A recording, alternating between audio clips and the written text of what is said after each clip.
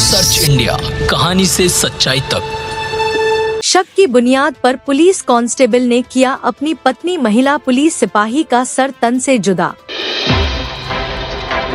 खबर उत्तर प्रदेश के जनपद मुरादाबाद से है, जहां रामपुर में स्पेशल ब्रांच की रीजनल इंटेलिजेंस यूनिट के एक सिपाही ने अपनी कांस्टेबल पत्नी की हत्या कर दी। उसने चाकू से गला रेत कर पहले अपनी पत्नी की गर्दन धड़ से अलग की, फिर उसे पॉलीथिन में पैक किया, फिर उसे करीब 30 किलोमीटर दूर मुरादाबाद में रामगंगा किनारे फेंक आया। दरअसल कांस्टेबल को शक था कि पत्नी उसके साथ बेवफाई कर रही है। कांस्टेबल अक्सर अपनी सास से कहता था, आपकी बेटी का अपने गांव के 7वीं फेल मजदूर से अफेयर चल रहा है। वो मेरे समझाने पर भी मान नहीं रही है। इसे समझाइए, वरना इसका अंजाम अच्छा नहीं होगा। फिलहाल रामपुर पुलिस ने रामपुर के महिला थाने में तैनात महिला सिपाही रिंकी सिंह, जिसकी उम्र 35 वर्ष की हत्या में उसके पति कांस्टेबल सोनू सिंह और नंदोई ब्रजपाल उर्फ बंटी को अरेस्ट कर लिया है। आज दोनों को कोर्ट में पेश। आइए हमारे न्यूज संवाददाता इसरार अहमद को मिली जानकारी के अनुसार आपको हम इस कोल्ड ब्लडेड मर्डर की पूरी कहानी बताते हैं। यह कहानी नहीं बल्कि एक हकीकत है, जो मुरादाबाद के कटघर थाना क्षेत्र में पुलिस को कल्याणपुर के जंगल में 17 अक्टूबर की दोपहर एक महिला का सिर कटा शव झाड़ियों में पड़ा मिला था। शव फूल चुका था। ऐसा लगता था जैसे इसे पानी में फेंका गया था। फूलने के बाद डेड बॉडी किनारे झाड़ियों में आकर फंस गई थी। शव का सिर नहीं था। मुरादाबाद मंडल पुलिस ने सर्च ऑपरेशन चलाया तो धड़ से करीब 50 मीटर दूर एक पॉलिथिन में लिपटा हुआ महिला का सिर मिला। इसके 100 मीटर दूरी पर एक 7 साल के बच्चे की लाश भी मिली थी। पहले इन्हें मां बेटे का शव माना जा रहा था, लेकिन शनिवार को महिला के शव की पहचान हुई तो पता चला कि यह सर कटा शव और किसी का नहीं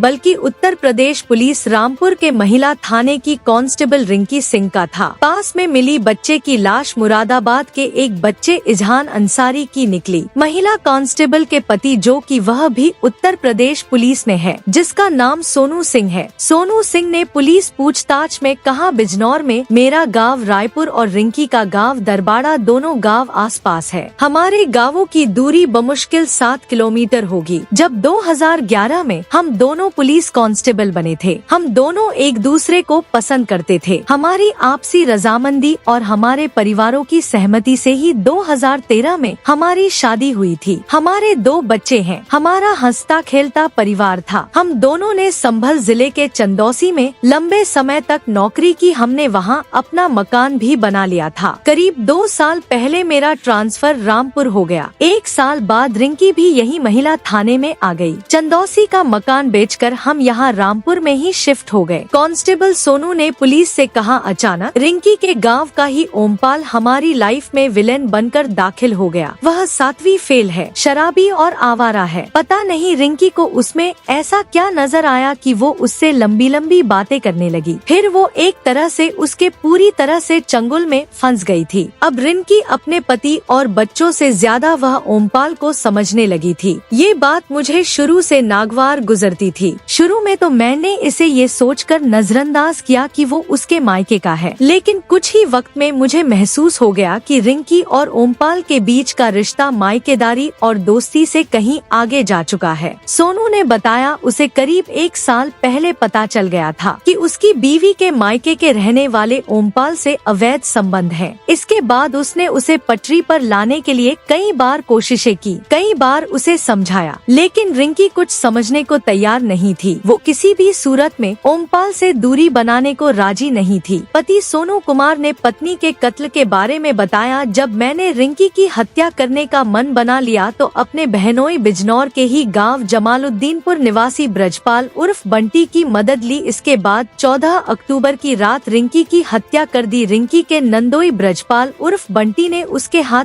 पैर पकड़े और मैंने उसकी गर्दन पर चाकू चाकू चला दिया। सिर को धड़ से अलग करने तक मैं चाकू चलाता रहा। इसके बाद सिर को अलग से पॉलिथीन में पैक कर दिया और धड़ को अलग फेंक दिया। दरअसल 14 अक्टूबर को पत्नी रिंकी की हत्या करने के बाद सोनू ने अगले दिन यानी 15 अक्टूबर को रामपुर के सिविल लाइंस थाने में उसकी गुमशुदगी दर्ज कराई थी। लेकिन रिंकी की मां ने पुलिस को बताया कि उन्हें दामाद की बातों पर शक था। रिंकी अक्सर उन्हें बताती थी कि अवैध संबंधों के शक में पति उसे टॉर्चर करता था। इसलिए 16 अक्टूबर को वह अपने पति हरचरण सिंह और दूसरे दामाद नाहर सिंह के साथ रामपुर पहुंची। वहां उन्हें रिंकी के बारे में कोई सूचना नहीं मिली। इस बीच 17 अक्टूबर की दोपहर में एक महिला का सिर कटा शव मुरादाबाद में रामगंगा किनारे पड़ा मिला था। 19 अक्टूबर को अपने परिजनों के साथ इस शव की पहचान करने पहुंची तो उन्होंने उसकी पहचान अपनी बेटी रिंकी के रूप में की। रिंकी की हत्या उसका गला काटकर की गई थी, इसलिए उसके चेहरे को भी जला दिया था। मगर रिंकी की मां ने रिंकी के हाथ पर बने ओम के निशान से और दाहिने हाथ की उंगली के नाखून देखकर ही उन्होंने उसे पहचान लिया। उधर जब पुलिस ने पहचान करने की कोशिश की तो सोनू ने मुरादाबाद में रामगंगा किनारे मिली डेड बॉडी की पहचान करने से इनकार कर दिया था। उसने पुलिस से कहा था कि यह डेड बॉडी उसकी पत्नी रिंकी की नहीं है। इसके बाद पुलिस ने अपनी कस्टडी में मौजूद आरोपी प्रेमी ओमपाल को डेड बॉडी और तस्वीरें दिखाएं, जिसे देख ओमपाल ने तुरंत इसकी शिनाख्त रिंकी के रूप में कर ली। उधर मृतक महिला कांस्टेबल रिंकी के पिता का कहना है, इस घटना में जितना कसूर मेरे दामाद का है उससे कहीं अधिक कसूरवार मेरी बेटी रिंकी के प्रेमी ओमपाल का है। उसे भी जेल भेजना चाहिए।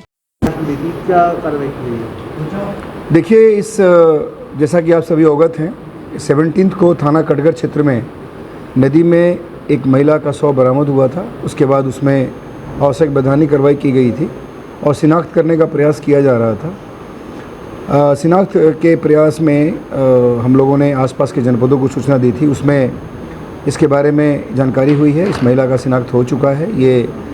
इसकी गुमशुदगी थाना सिविल लाइंस रामपुर में लिखी गई थी और ये एक सोनू कुमार जो स्पेशल ब्रांच में कांस्टेबल है, रामपुर में तैनात है, ये उसकी पत्नी है।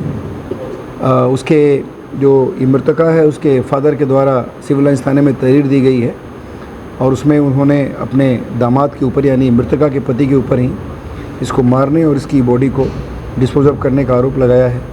और वो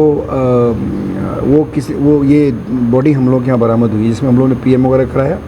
इसके बाद अभी इस पूरे घटनाक्रम में जो भी कार्रवाई है वो जनपद रामपुर के थाना सिविल लाइन से की जाएगी और उसमें जो भी डॉक्यूमेंट्स वगैरह थे, पीएम वगैरह की रिपोर्ट्स थी, सब हम लोगों ने वहाँ पे शेयर कर दिया है। क्या सर मुलजिम का मुरादाबाद से कोई संबंध है? नहीं, देखिए, ये अभी इसमें छानबीन की जा रही है। ये चूँकि बगल के जनपद में ही तैनात था और ये रहने वाला बिजनौर का है। संभवतः दोनों मृतका और उसके पति दोनों ही बिजनौर के रहने वाले हैं। उसमें मृतका के पति की तरफ से शिकायत दी गई है थाना सिविल लाइंस में, उसमें अग्रिम कार्रवाई की जा रही है। Thank you. जनपद बिजनौर से सर्च इंडिया न्यूज संवाददाता इसरार अहमद की रिपोर्ट। सर्च इंडिया, कहानी से सच्चाई तक।